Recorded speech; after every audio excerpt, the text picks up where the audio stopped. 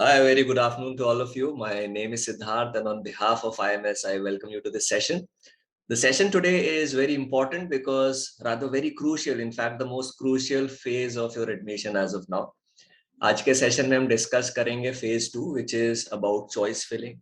काफी सारे बच्चों को लेके कंफ्यूजन है एंड राइटली सो बिकॉज इतनी सारी चॉइसेस हैं, इतने सारे कॉलेजेस हैं कि कहीं ना कहीं वो कंफ्यूजन रहता है. दो we have given you the list course wise preference list based on last year cut off, but challenge ये है कि अगर हम मल्टीपल कोर्स में अप्लाई कर रहे हैं तो किस ऑर्डर में रखें. We have to intermix the courses, तो वो सारी चीजें भी हम डिस्कस करेंगे. So we'll go step by step. We log in to the website and then we look at क्या क्या चीजें हैं. आई अज्यूम कि आपने फेज 1 का फॉर्म फिल कर लिया होगा, जिसका सेशन हमने लास्ट वीक किया था, जिसमें आपको सारी पर्सनल डिटेल्स और अपने 12th के मार्क्स एंटर करने थे. तो वो सारी चीजें आप फिल कर चुके होंगे बिकॉज फेज 2 आप तभी फिल करोगे जब आपका फेज 1 ऑलरेडी फिल्ड है. ठीक है, तो एक बार पहले क्विकली रिकैप कर लेते हैं.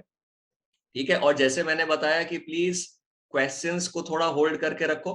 क्वेश्चंस हम एंड में लेंगे, स्पेसिफिकली इंडिविजुअल क्वेश्चंस कि सर कौन सा कॉलेज कैसे भरे, किस बेसिस पे भरे, क्या है, मेरी लिस्ट में इधर है, उसकी लिस्ट में ऐसा है, तो वो सारी चीजें. So let me first go through that. I will try to cover as many general queries that are there beforehand, and उसके बाद अगर कोई क्वेश्चन रहेंगे, आज छुट्टी का दिन है तो आराम से आप भी सवाल पूछिएगा, आराम से मैं भी जवाब दूंगा. ठीक है, so let's quickly run through the recap जो हमने पिछली बार भी किया था. कुछ कुछ मेन चीजें हैं तो हम डिस्कस कर लेते हैं. सबसे पहले the admission process. As you're aware, phase 1 जो शुरू हो गया था 16 या 17 अक्टूबर, जो भी तारीख से, सितंबर 10 अक्टूबर तक ओपन है. तो पहले आपको फेज 1 फिल करना है.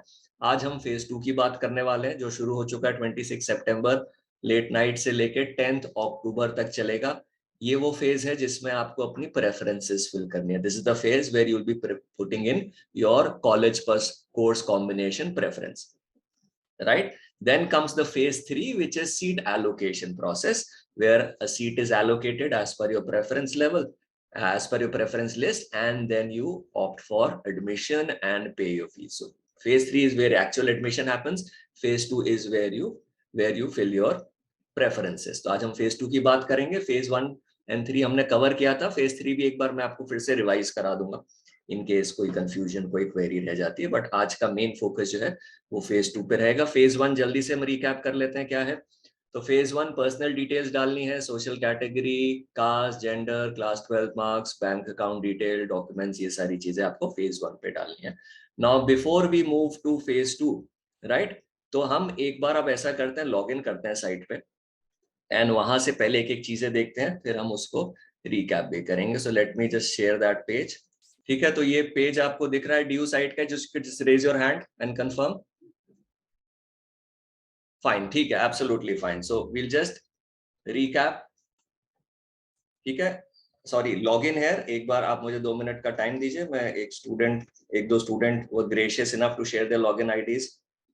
तो हम लॉग इन करते हैं यहाँ पे एंड देन वील चेक.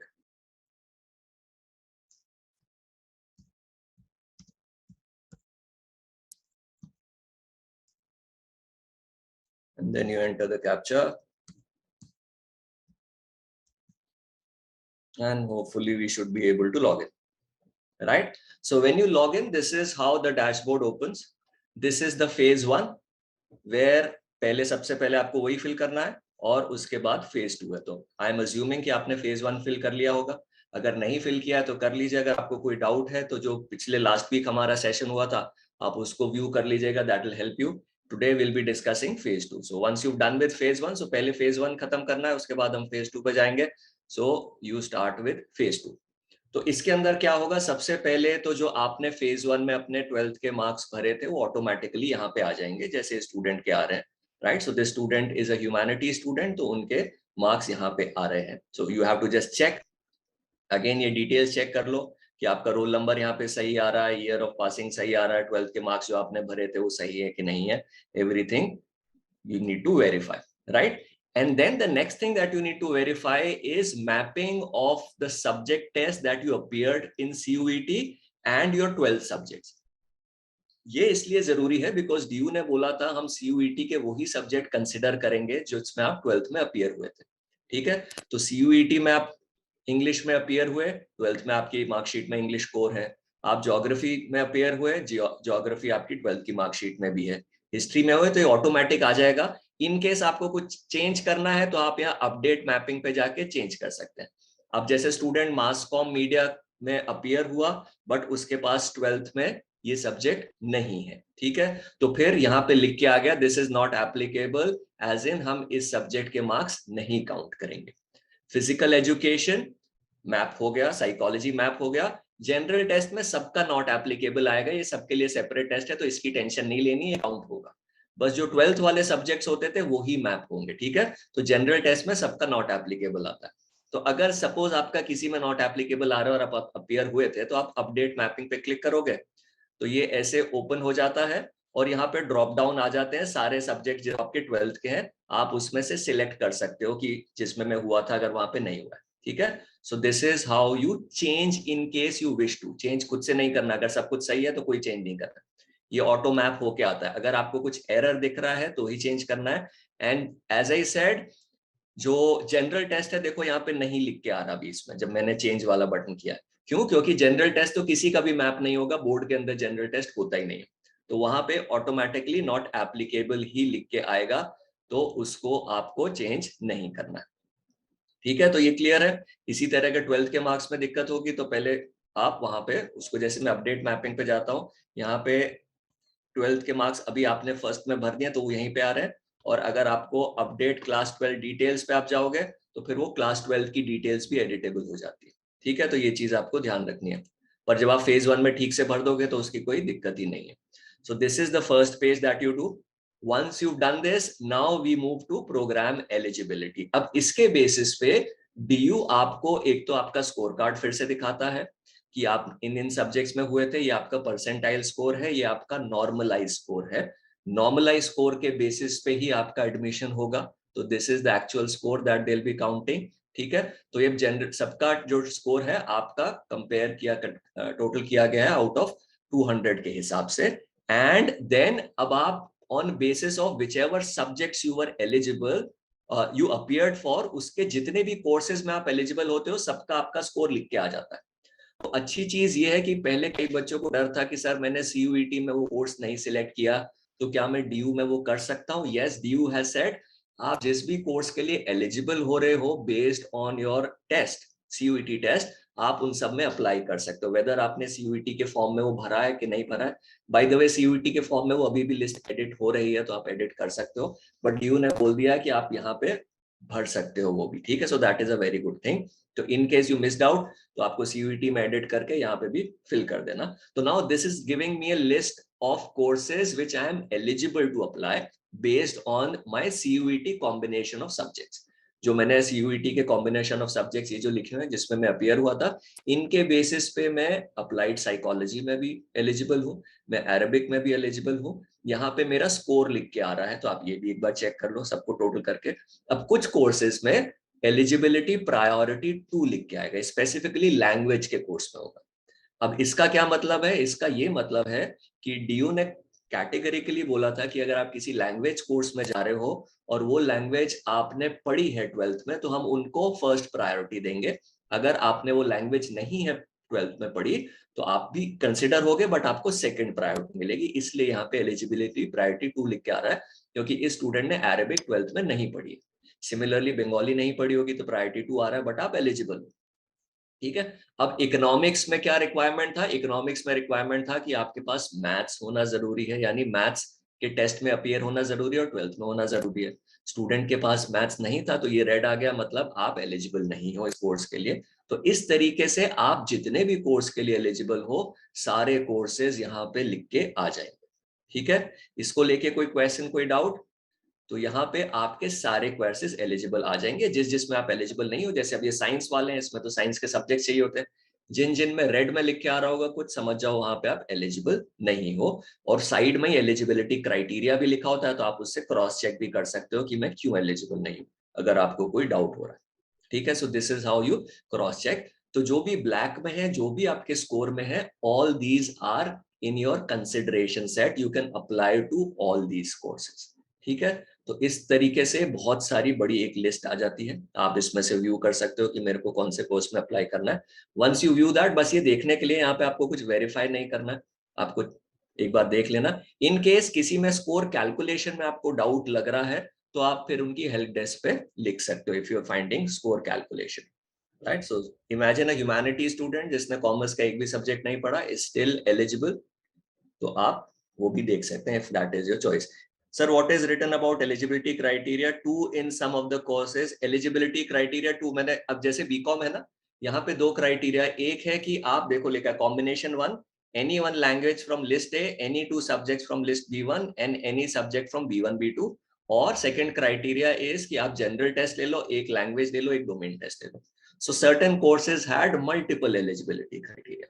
और जहां पे ये लिखा एलिजिबिलिटी प्रायोरिटी टू, ये मैंने बताया था ये सिर्फ लैंग्वेज कोर्स में लिखा होगा। इसका मतलब है कि अगर आपने वो लैंग्वेज 12th में पढ़ी है तो आप प्रायोरिटी 1 पे आओगे, अगर वो लैंग्वेज आपने नहीं पढ़ी है तो आप प्रायोरिटी 2 पे आओगे। This is already mentioned in due brochure, ठीक है। तो आपको बस ये व्यू करनी है, अगर आपको लगता है कि स्कोर कैलकुलेशन में सिस्टम कुछ गड़बड़ कर रहा है, आपके हिसाब से ज्यादा बनना चाहिए, तो फिर आप उनके हेल्प डेस्क पे मेल डाल सकते हो या उनका जो चैट बॉट है वहां पे कर सकते हो।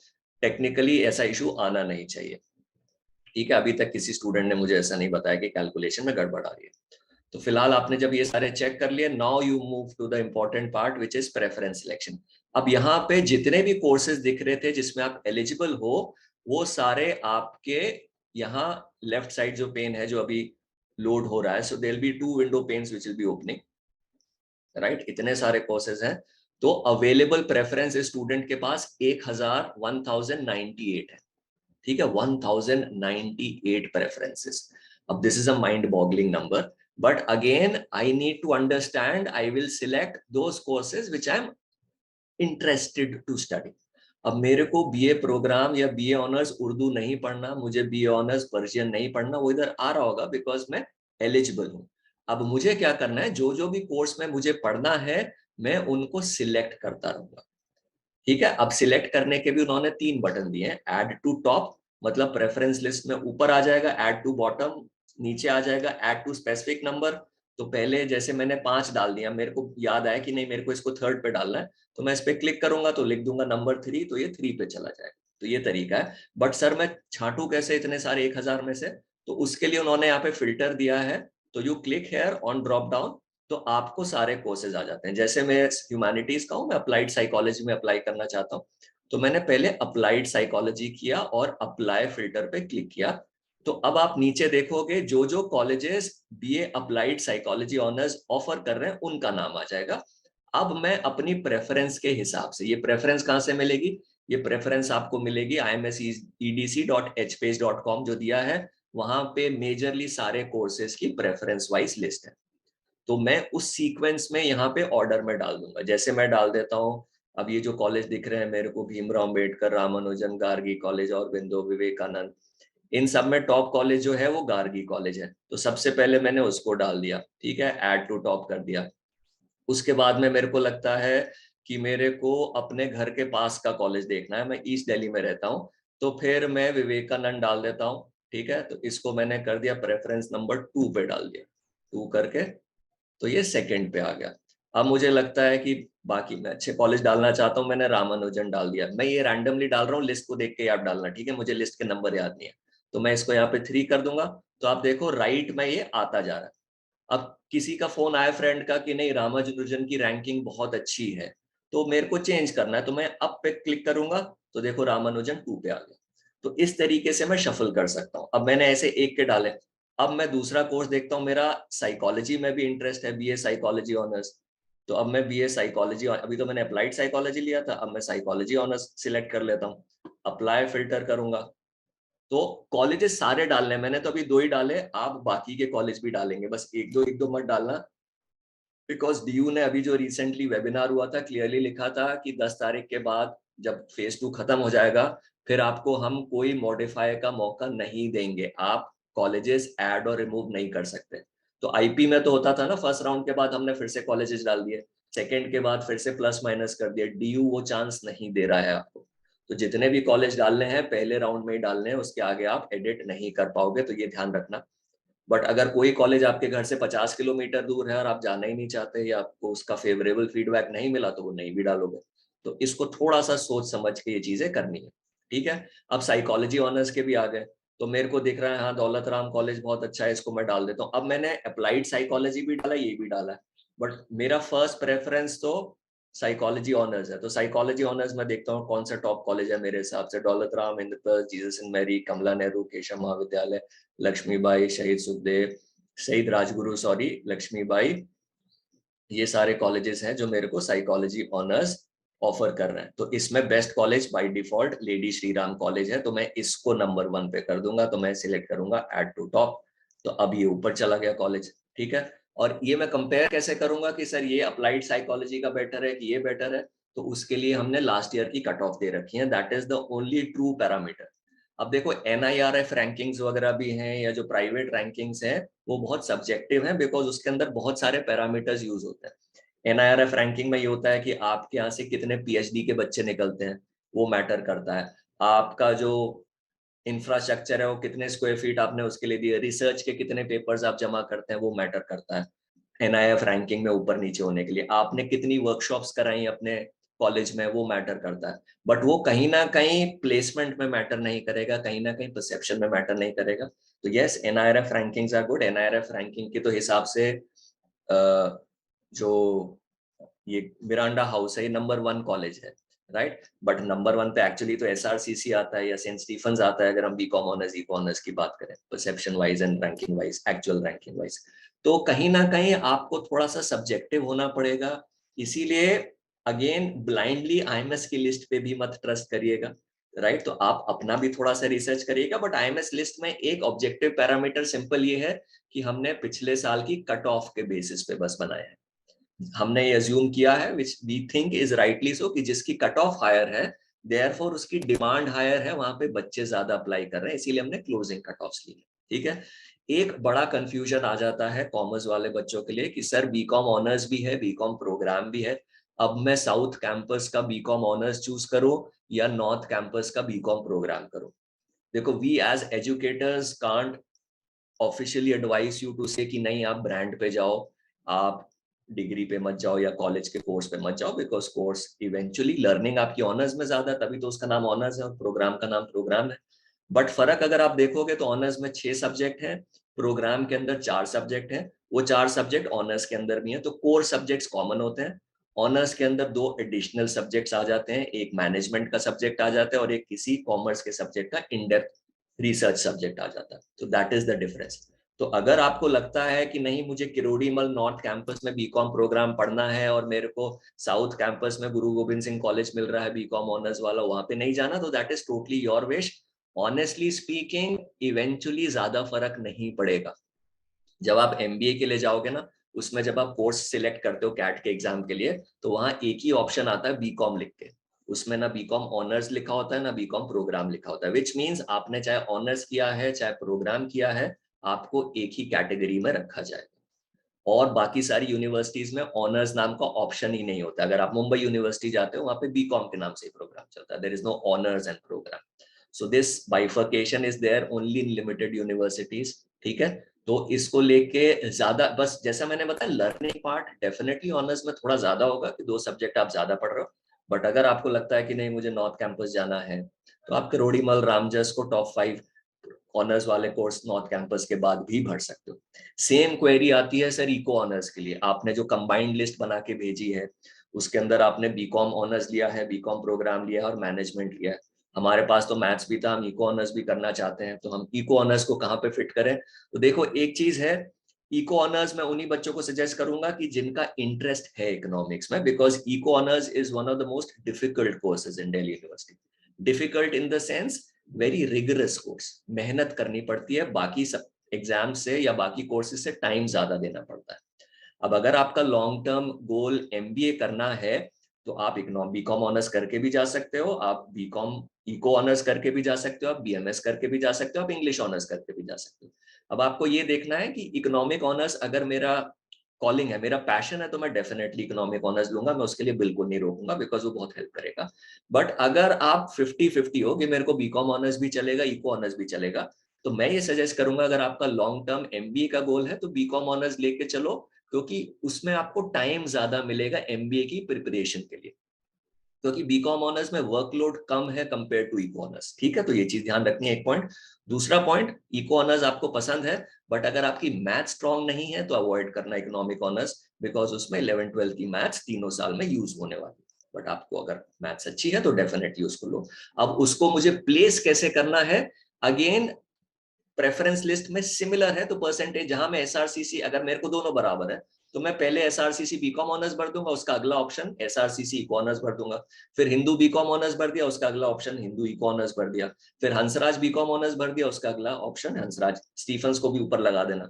तो इस तरीके से आप उसमें इको ऑनर्स भी सेम लेवल पे इंसर्ट कर सकते हो। जहां पे बीकॉम ऑनर्स का लेवल आ रहा है, वहीं पे अगर इको ऑनर्स पहली प्रेफरेंस है तो उसको ऊपर रख दो, इको ऑनर्स सेकंड प्रेफरेंस है तो उसको थोड़ा नीचे रख दो। इस तरीके से आपको करना है। Same goes for humanity students. अब कल मुझे कुछ ह्यूमैनिटी स्टूडेंट बोल रहे थे कि sir this is not fair, आपने बीकॉम वालों को तो कंबाइंड लिस्ट बना के दे दी, हमें ऐसी लिस्ट क्यों नहीं दी। देखो, बीकॉम वालों को कंबाइंड लिस्ट इसलिए बना के दी क्योंकि जो मैनेजमेंट के कोर्स थे ना, उनके बीएमएस बीबीए एफआईए, उसमें कोई कट ऑफ नहीं थी। तो उसमें उन्हें आइडिया नहीं था कि सर इसको हम कहाँ पे लगाएं, इसको कैसे करें। बाकी जगह तो परसेंटेज कट ऑफ लिखी हुई है, तो हम 99 से 97 को कंपेयर कर सकते हैं, बट बीएमएस में तो कोई कट ऑफ नहीं होती, उसमें तो सीधा रैंक के बेसिस पे होता है। तो इसलिए हमने उसको इंसर्ट करके दे दिया। ह्यूमैनिटीज वालों को हमने इंडिविजुअल लिस्ट तो दे रखी है, बीए साइकोलॉजी ऑनर्स की भी है आपके पास, हिस्ट्री ऑनर्स की भी है आपके पास, अप्लाइड साइकोलॉजी की भी है, सोशियोलॉजी की भी है, फिलोसफी की भी है। बस आपको परसेंटेज कंपेयर करना है और अपना प्रेफरेंस देखना है। अगर मेरा फिलोसफी और साइकोलॉजी में इक्वल इंटरेस्ट है तो मैं 99 वाले दोनों कॉलेज साथ में रखूंगा, 97 वाले उसके नीचे कर दूंगा। That is the logic that you need to apply. ठीक है, I hope I made myself clear. तो जैसे मैंने बताया, आप सारे कॉलेजेस यहाँ पे डालते जाओगे, तो यहाँ पे कम से कम 40 50 60 70 कॉलेज डालने हैं आपको। फिर आपने ऐड कर दिए, जैसे ये कोर्स का भी डाला साइकोलॉजी का, एक और हम सपोज कोई डाल देते हैं, जर्नलिज्म में मेरा इंटरेस्ट है तो मैंने जर्नलिज्म के कॉलेजेस आ गए तो वो डाल दिया, एलएसआर इसमें भी आएगा। तो अगेन अब एलएसआर में साइकोलॉजी भी है, एलएसआर में जर्नलिज्म भी है, एलएसआर में कोई और हिस्ट्री ऑनर्स भी हो सकता है। तो फिर मेरे को कोर्स का प्रेफरेंस देखना पड़ेगा कि अगर मुझे एलएसआर मिल रहा है तो पहले मैं जर्नलिज्म रखूं, या हिस्ट्री ऑनर्स रखूं, या साइकोलॉजी रखूं, फिर ऐसे ही दूसरा कॉलेज। अगर हिस्ट्री ऑनर्स में मेरा ज्यादा इंक्लिनेशन है तो पहले मैं ऊपर के 3 4 हिस्ट्री ऑनर्स डाल दूंगा, फिर बाद में वो डालूंगा। So therefore, every list has to be customized depending on what your individual preference is. ऐसा नहीं कि मेरे दोस्त ने जो लिस्ट भरी है या तू भी मेरे को व्हाट्सएप कर दे मैं भी वही भर दूंगा, that is not the right way, because उसका इंक्लिनेशन और आपका इंक्लिनेशन टूवर्ड्स सब्जेक्ट्स अलग हो सकता है। हाँ, अगर आप कूल हो सारे सब्जेक्ट्स के लिए कि कुछ भी पढ़ा दो मेरे को चलेगा, फिर आप कॉपी पेस्ट मार लो, बट वो फायदा नहीं होता उसका, बिकॉज इवेंचुअली जो भी आप पढ़ने वाले हो 3 साल पढ़ना है। ठीक है, तो सोच समझ के थोड़ा सा टाइम इन्वेस्ट करो। कोई क्वेरी आती है तो please contact the centre, please contact me, मेरे को आप मैसेज कर दो कि सर मुझे कंफ्यूजन आ रहा है। दो, उसकी जरूरत नहीं पड़नी चाहिए, बिकॉज बहुत ब्लैक एंड व्हाइट में आपको लिस्ट दे रखी है, उन्हीं को कंपेयर करो। अब आप पूछोगे कि सर मैं फिलोसफी ऑनर्स के ऊपर डालूं कि साइकोलॉजी ऑनर्स के ऊपर डालूं, मेरा अगेन आप ही को पॉइंट होगा कि आपको क्या पसंद है, तो आंसर तो इवेंचुअली आप ही को करना है, right. So therefore put in some mind, 2 3 दिन शांत दिमाग से सोचो, hit and try, make your list. तो सपोज आपने लिस्ट बना दी, अभी मैं रैंडमली ऐड कर देता हूं यहाँ पे कॉलेजेस। ठीक है, सो यहाँ पे कॉलेजेस आ गए। अब देखो यहाँ पे मैंने 10 प्रेफरेंस डाल दिए, बट यहाँ पे लिख के आ रहा है नीचे, you have 0 saved preferences out of 10 selected preferences. तो जब तक मैं सेव नहीं करूंगा तब तक वो सबमिट होने के लिए तैयार नहीं होगी। तो मेरे को यहाँ पे डालने के बाद सेव करना भी जरूरी है, प्लीज रिमेंबर दैट। सपोज आप आए, आपने कुछ चेंजेस कर दिए, बट आप सेव करना भूल गए, तो पिछले वाला जो रहेगा वो ही कंटिन्यू होगा। So I have to click on save changes. अब ये 10 सेव हो गए। ठीक है, अब एक बार मैं फिर से चेक करना चाहता हूं, यहाँ पे मेरे को सारी एक साथ नहीं दिख रही है, तो मैं अगले पेज पे जाऊंगा, बोलूंगा proceed to preview preferences. So I proceed to preview preferences. अब यहाँ पे जो जो भी मैंने प्रेफरेंस डाली थी वो ऑर्डर में आ गई, मैं एक स्नैप में देख सकता हूँ। ठीक है, अब मैं देख रहा हूँ कि अरे ये तो गलती होगी, जीसस एंड मैरी तो इतना अच्छा कॉलेज है, सबसे नीचे आ रहा है। दौलत राम इतना अच्छा कॉलेज है, 9th पे आ रहा है। आर्य भट्टा तो एवरेज कॉलेज है, माता सुंदरी तो एवरेज कॉलेज है, ये ऊपर आ रहा है, तो गड़बड़ है। तो अब मैं सबमिट नहीं करूंगा, मैं क्या जाऊंगा, फिर से प्रेफरेंस सिलेक्शन पे चले जाऊंगा, ऊपर टैब पे क्लिक करके। ठीक है, तो फिर ये पेज मेरा ओपन हो गया, सेव्ड प्रेफरेंसेस आ गई। मैं नीचे जाके उनको अप अप करके ऊपर लेते आऊंगा। अब जैसे मैंने इस पे क्लिक किया, जीसस एंड मैरी ऊपर चला गया। ठीक है, मैंने फिर से इस पे क्लिक किया, जीसस एंड मैरी अब 7th पे आ गया। अब मैंने फिर से क्लिक किया, 6th पे आ गया। ठीक है, तो इसी तरह दौलत राम को भी ऊपर लेके आते हैं, इसको मैंने अप किया, आप देखो 9 पे आ गया। तो इसी तरह आप जितनी बार चाहे एडिट कर सकते हो 10 तारीख तक। फिर मैंने सेव कर लिया। ठीक है, तो अब मेरी ये सेव हो गई। अब मैं फिर से एक बार प्रीव्यू देखूंगा। Now when I am satisfied कि हाँ मेरा ठीक लग रहा है, तो then I click on submit. इस वाले बच्चे के अभी मैं सबमिट नहीं कर रहा, बिकॉज इन्होंने नहीं भरी है, मैंने तो रैंडमली भर दिया। ठीक है, तो आप बस यहाँ पे सबमिट करोगे तो यहाँ पे लिख के आ जाएगा your options have been submitted successfully, और फिर से पहला पेज ही आ जाएगा। ठीक है, पहला पेज जो था, जहां जो हमने लॉग इन करके लिया था, वही पेज आ जाता है। तो बच्चों को लग रहा है इस पे तो फिर से, और उस पे फिर से स्टार्ट स्टार्ट ही लिख के आता है। ठीक है, जैसे मैं आपको एक दूसरा लॉग इन करके दिखाता हूँ। Right, so this is now blank. अब आपको एक दूसरा लॉगिन करके दिखाता हूँ जिसमें बच्चे ने ऑलरेडी फिल कर रखी है, सेव कर रखी है।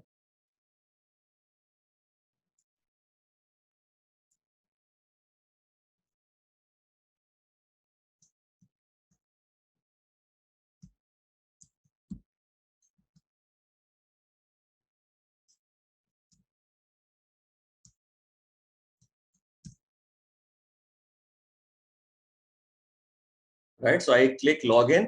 अब आप देखो इस बच्चे ने सबमिट कर रखा है यहाँ पे, लेकिन फिर से स्टार्ट लिख के आ रहा है। तो कई बच्चों को लगता है कि सर मेरा सबमिट ही नहीं हुआ, स्टार्ट लिख के आ रहा है। तो ये स्टार्ट 10 तारीख तक लिख के आता रहेगा, बिकॉज डीयू बोल रहा है हम एक बार भी लॉक नहीं करेंगे, आपकी आपकी सेव हो जाएंगी। ठीक है, तो यहाँ पे लिख के आ रहा है एप्लीकेशन इज सबमिटेड सक्सेसफुली, आपकी सेव हो जाएंगी, बट लॉक नहीं करेंगे। विच मीन्स आप 500 बार चेंज करना चाहो 10 तारीख तक तो कर सकते हो, उसके बाद एक बार भी मौका नहीं मिलेगा। ठीक है, तो अब जैसे देख लो यहाँ पे इस स्टार्ट पे जाते हैं, तो अगेन बोर्ड के मार्क्स लिख के आ गए स्टूडेंट के। यहाँ पे अब आप देखोगे कॉमर्स विद मैथ्स वाला स्टूडेंट है, तो वही सब्जेक्ट मैप होके आ रहे हैं। जैसे मैंने बताया था जनरल टेस्ट मैप नहीं होगा आपका, क्योंकि वो 12th में दिया नहीं था, तो उससे आपको टेंशन नहीं लेनी है। तो then you click to again program eligibility. तो यहाँ पे सारे प्रोग्राम्स आ जाते हैं सेम तरीके से। ठीक है, so this student has performed really well. Accounts में 100 परसेंटाइल, जनरल टेस्ट में 98.8, मैथ्स में 99.39।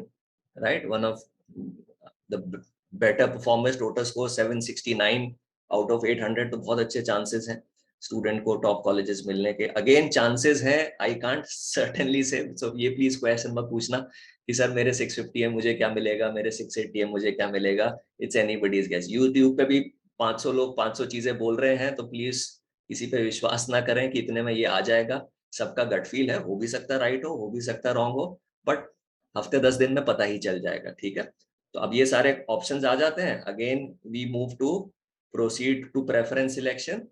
तो this student has already filled preferences I believe, एक बार दिख जाएगा। ये आ गया, देखो सेव्ड 17 प्रेफरेंसेस आ रहे हैं। ठीक है, तो ये अब बाकी के सारे कोर्सेज कॉलेजेस यहाँ पे आ रहे हैं, जो आप जिसमें एलिजिबल हो आप इसमें ऐड कर करके देख सकते हो। तो इसने सेव कर रखे हैं। अब हम इसकी प्रेफरेंस लिस्ट पे जाके चेक करते हैं, यहाँ पे जाते हैं प्रीव्यू प्रेफरेंस सिलेक्शन।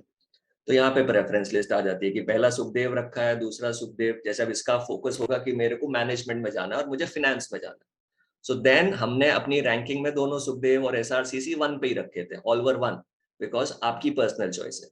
अब his personal choice is I want to do a management course in finance, and for that BBA FIA is the most focused course. तो बीबीए एफआईए को पहले लिया। अब जब सुखदेव की प्लेसमेंट होती है तो बीबीए एफआईए और बीएमएस फाइनेंस वाले बच्चे साथ में ही बैठते हैं, तो इसलिए बीएमएस फाइनेंस को भी इक्वल वेटेज मिलती है, तो he kept BMS finance second. Again this is very personal choice. कई बच्चे हैं जिन्होंने एसआरसीसी को भी ऊपर रखा है, दैट इज ऑल्सो फाइन। तो ऐसा नहीं है कि ये सही है वो गलत है, इसीलिए आईएमएस ने तीनों को 1 रैंकिंग पे लिखा था, आपकी पर्सनल चॉइस है। सो ही केप्ट एसआरसीसी 1। अब देखो इसको इकोनॉमिक्स और बीकॉम में फर्क नहीं है ज्यादा, तो he kept St Stephen's economic honours just after SRCC. उसके बाद ऐसा, क्योंकि इको ऑनर्स में स्टीफंस बेस्ट माना जाता है कॉलेज, तो इको ऑनर्स को भी इसको बीच में डालना था, तो इसने इको ऑनर्स स्टीफंस डाल दिया। उसके बाद एसआरसीसी डाल दिया।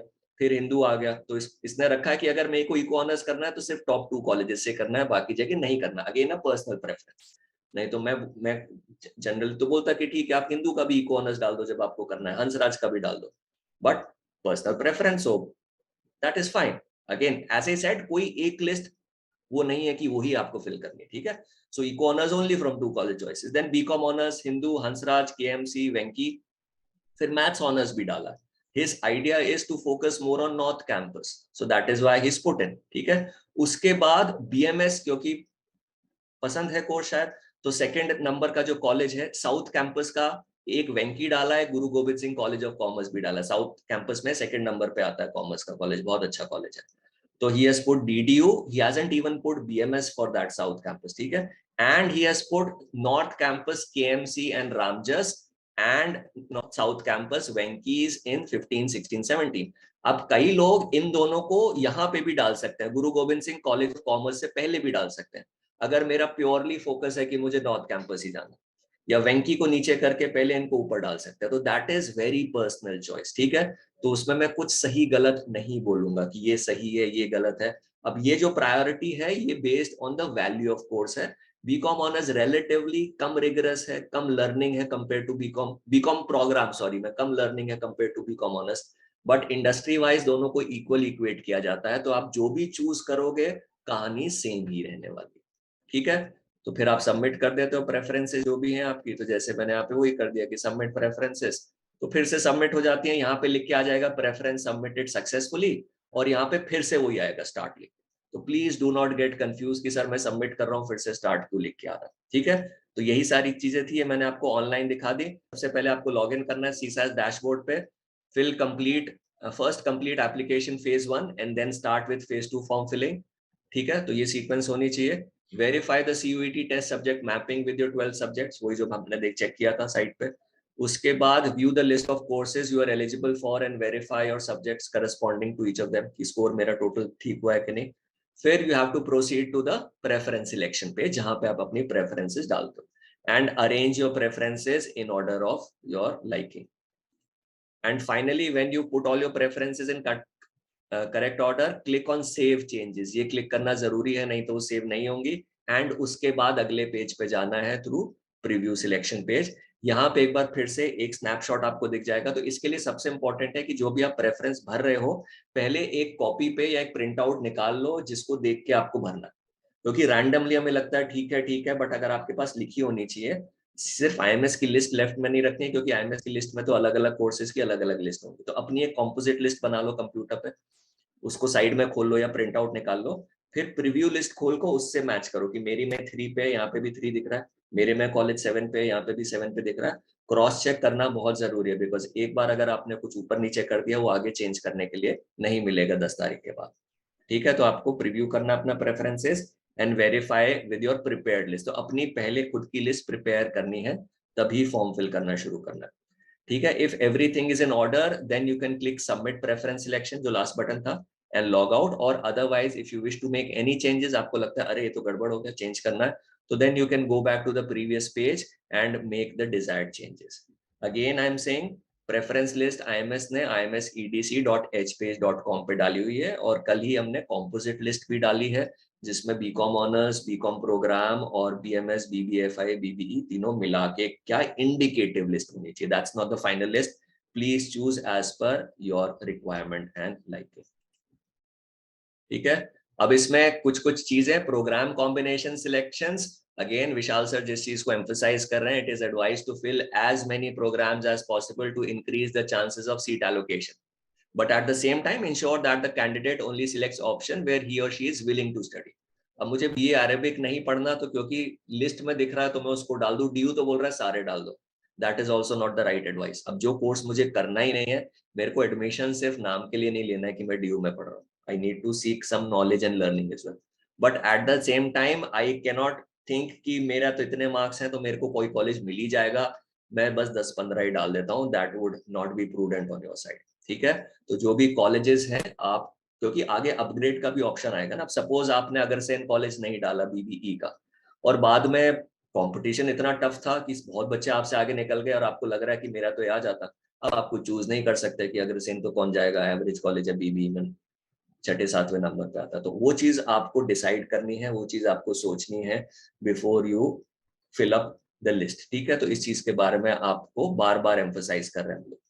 Arrange the preference list. The candidate can reorder, edit the preference list as many times as he or she wishes to till the closure of phase 2 deadline, which is 10th October. Editing the program plus college combination very carefully. Edit होना चाहिए यहाँ पे. Edit the program and college combination very carefully. Modifying preference list after the deadline will not be allowed. Clearly बोला bold letters में DU ने. Again emphasizing it. Candidate must select all possible program college combination which he or she is willing to pursue, as he or she will not be able to add or delete any programs once the preference filling phase is over. आप change नहीं कर पाओगे. जो DU ने बोला है कि हम एक सिमुलेटेड लिस्ट निकालेंगे. सिमुलेटेड मींस 10 तारीख के बाद वो आपको एक इंडिकेटिव लिस्ट देंगे कि आज की डेट में जो बच्चों ने कोर्सेज भरे हैं, हम उसके हिसाब से आपको ये कॉलेज अलॉट होना है. उसके बाद आपको फिर एडिट का ऑप्शन देंगे. बट उन्होंने बोला है कि हम शायद सीक्वेंस चेंज करने का ऑप्शन दें, हम कॉलेज प्लस माइनस करने का ऑप्शन ना दें. ठीक है, तो आप मैक्सिमम ये कर सकते हो कि अरे मेरे को तो 8th वाला 8th कॉलेज मैंने भरा हुआ वो मिल रहा है, मेरे को तो वो भी मिल सकता है जो मैंने नीचे भरा था, तो आप उसको ऊपर कर सकते हो. So it is not sure whether they will let you add और डिलीट कॉलेजेस. यहाँ पे क्लियरली लिखा है provide the candidates to reorder their program preferences. reorder मतलब ऊपर नीचे बस करने को मिलेगा, प्लस माइनस करने को नहीं मिलेगा. ठीक है, तो इस चीज का ध्यान देना है कि लास्ट डेट 10 तारीख ही है. उसके बाद जब सिमुलेटेड लिस्ट आएगी, जब आपको बताया जाएगा कि फिलहाल की लिस्ट के हिसाब से आपको ये कॉलेज मिल रहा है और कोई गारंटी नहीं है कि बाद में वही मिले, क्योंकि बहुत सारे बच्चे अगर ऊपर नीचे कर दिए तो फिर से एलोकेशन चेंज हो जाएगा. ठीक है, so make sure that you fill it carefully.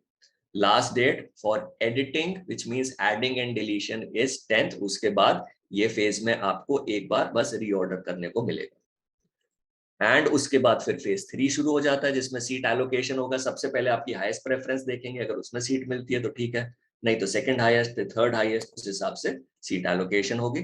And इसका सीक्वेंस तो आपको वही बताया था. ठीक है, तो अगर आपको कॉलेज मिलती है तो एक्सेप्ट करना कंपलसरी है. यू कैन नॉट स्किप और रिजेक्ट. अगर आप स्किप या रिजेक्ट करोगे तो आप बाहर हो जाओगे काउंसलिंग प्रोसेस से. आप एक्सेप्ट करोगे तो फिर कॉलेज आपकी सीट वेरीफाई करेगा, डॉक्यूमेंट्स वेरीफाई करेगा, आपको एक फीस पेमेंट का लिंक भेजेगा.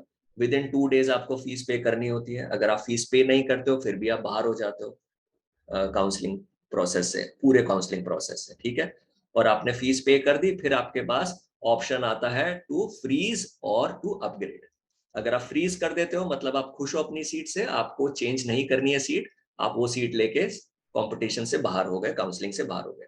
आप अपग्रेड पे क्लिक करते हो मतलब आपको फिलहाल के लिए ये सीट मिल गई. अगले राउंड में अगर आपकी प्रेफरेंसेस में कोई ऊपर वाली सीटें खाली हुई तो अपग्रेड हो जाएगा और ये सीट कैंसिल हो जाएगी.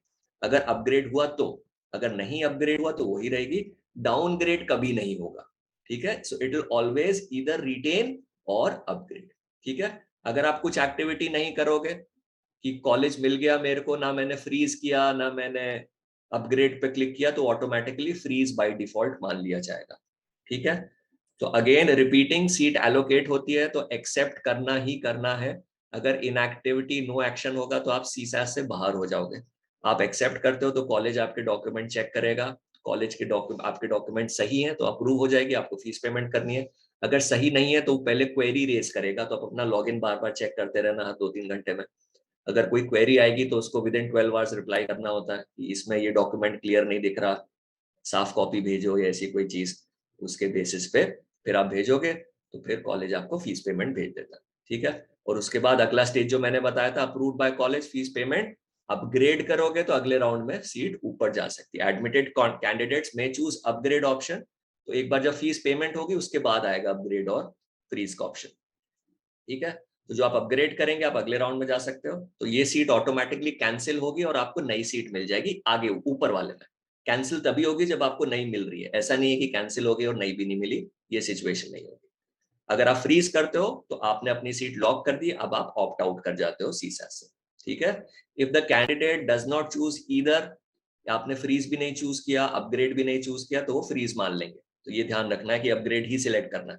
अनलेस एंड अनटिल आपको फर्स्ट चॉइस मिल गई है अपनी, you will always select upgrade. जितना बेटर होता जाए उतना बढ़िया है. ठीक है, फिर देन टाई ब्रेकिंग, ये भी हमने लास्ट सेशन में किया था। अगर दो बच्चों के रैंक सेम आ रहे हैं यानी स्कोर सेम आ रहा है, नॉर्मलाइज स्कोर, तो फिर टाई ब्रेकिंग पहले बेस्ट 3, फिर बेस्ट 4, फिर बेस्ट 5, फिर एज, इन चारों पे देखा जाएगा। अगर बेस्ट 3 से ही फर्क आ गया तो बेस्ट 3 ले लेंगे, वो भी सेम आया फिर बेस्ट 4 ले लेंगे, वो भी सेम आया फिर बेस्ट 5, वो भी सेम आया तो एज। ठीक है। Then mid entry not relevant as of now, so I will skip. Spot round, अब डीयू ने बोला है कि 3-4 राउंड होंगे कम से कम सीट एलोकेशन के, उसके बाद भी अगर कुछ सीटें खाली रह जाती हैं तो हम स्पॉट राउंड करेंगे। स्पॉट राउंड में सिर्फ वही बच्चे एलिजिबल हैं जिन्होंने एडमिशन अभी तक कहीं पे नहीं लिया है या एडमिशन कैंसिल हो गया किसी वजह से। जिनको कोई भी सीट एलोकेट हो गई है वो स्पॉट राउंड में एडमिशन पार्टिसिपेट नहीं कर सकते। अभी जब आप ओपन एडमिशन में जा रहे हो, आप मल्टीपल कोर्सेज के लिए अप्लाई कर सकते हो, मल्टीपल प्रोग्राम्स के लिए।